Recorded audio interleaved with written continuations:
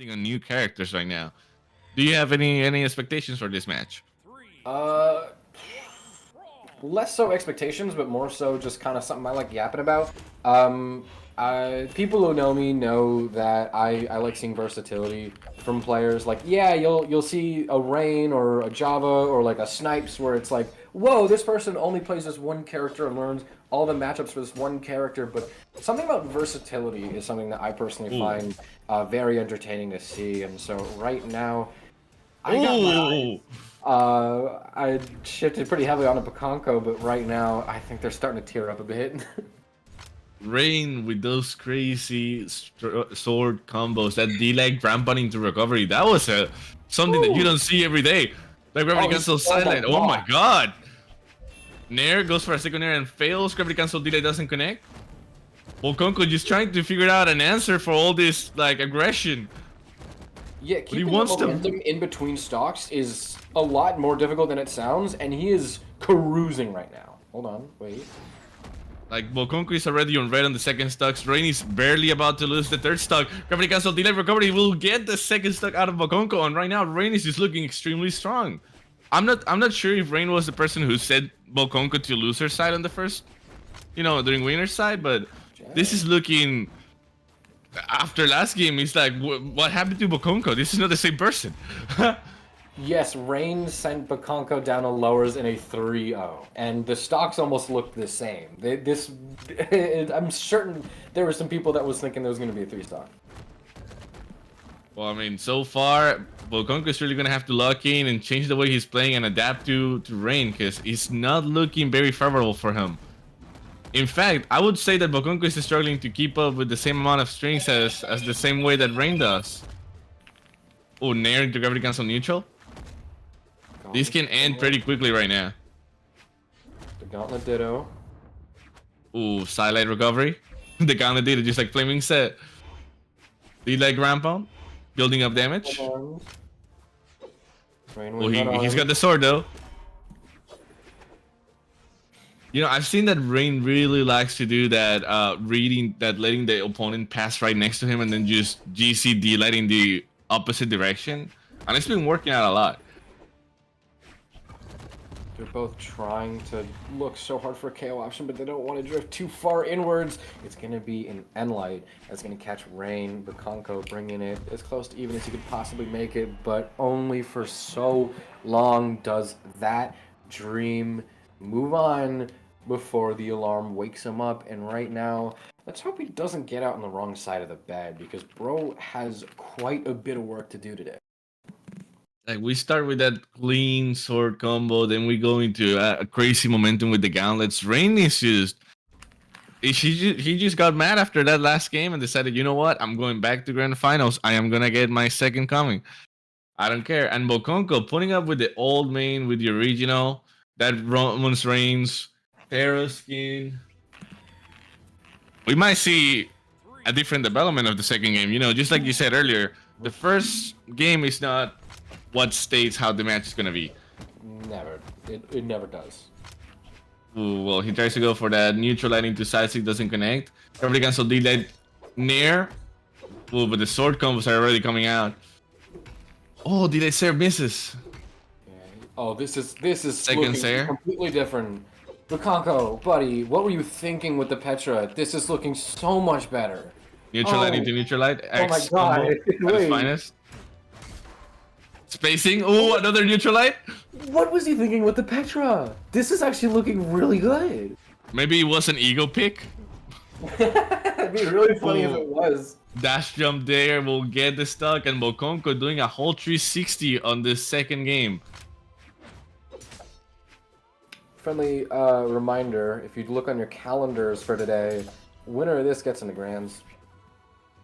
Yeah, like the stakes are at full right now. Whoever wins this goes back for the second chance on winning the tournament against, if I am correct, Marker.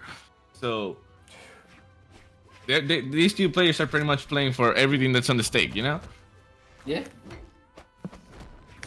Now Bokonko looking pretty good with the hammer, building up a lot of damage. I feel that the lack of strings are kind of made up by the fact that, hammer is just a weapon that hits so strong, and also the fact that, Teros just hits like a truck.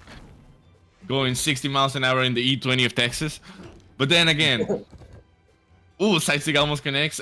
Ra1n is really just looking bad in terms of like he's not finding a way to like approach Bokonko properly. We're gonna see if that changes on sword. Maybe it might have just been a weakness. Oh, there goes. The sword is actually not looking too bad, but it is very, very short-lived. Bokonko making this look like a complete mirror opposite of the last game, as he is up not the most comfortable lead. Sarah definitely puts that stock into threat, but still, I mean, Bokonko can get some pretty nasty extra credit if he plays the next few minutes correctly, but maybe not so much. Ra1n's still able to keep it even. Yeah, that recovery, that wake up downer to avoid the recovery was pretty good. But then again, D-Light gravity cancel recovery will get the second stock. And right now, I mean, Bokonko still has a lead with quite good damage, and that's pretty dangerous damage considering the weapon and the character that he's had on right now. Oh, but Ra1n finally locking in and starting with those counter strings, keeping up like amazing spacing against Bokonko, just trying to build up damage. That Sarah will connect. That gravity cancel will not, sadly. But still, he's finally like being able to move around those heavy hitbox attacks by the axe, and stocks are even. He makes it back to the stage. This might be the turnaround that he needs to put the set on his side. D-Light Sarah into the throw. Game is a huge statement for Ra1n. So the two ways that Ra1n has won was a complete stomp and a clutch for their life. So the fact that even if you're close behind, I'm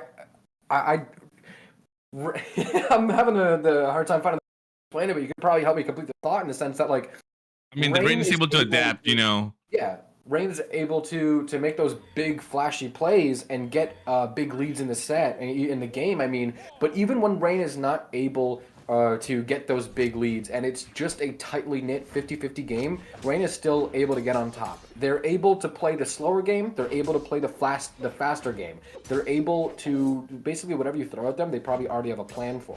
They're able to get big flashy plays, and they're able to... Oh my god. It's quite nicely.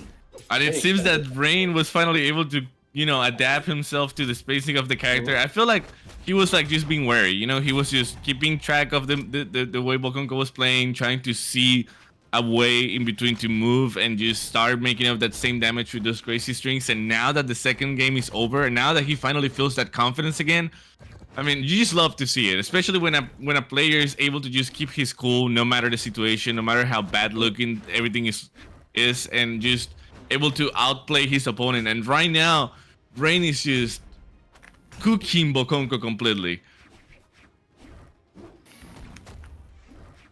Right now, beautiful strings, beautiful spacing.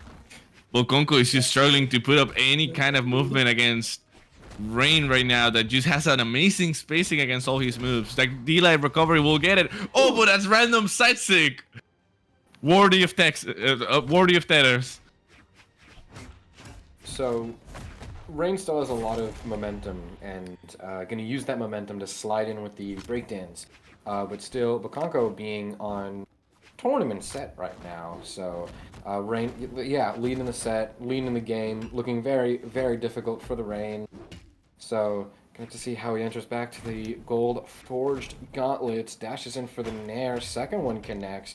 Ra1n is playing very, very confident off stage against Hammer, but Bokonko proving why you have to be very, very careful against Hammer off stage, but still actually throws Hammer to try and extend a little bit. The thing with Ra1n is that Ra1n's extensions with sword are looking so beautiful, and now that we got sword in hand, Bokonko has got to rise up to clutch this game. Can he do it? I mean, he definitely has the damage to survive. Oh my god. D-Light recovery. Cannot take another. There you go. He does. You called it. You called it. If he does. And he could not take another, just like Graffiti said. Goes down, and Ra1n moves up to grand finals. He's going for that revenge. He's going to try and take the tournament out of Marker hand.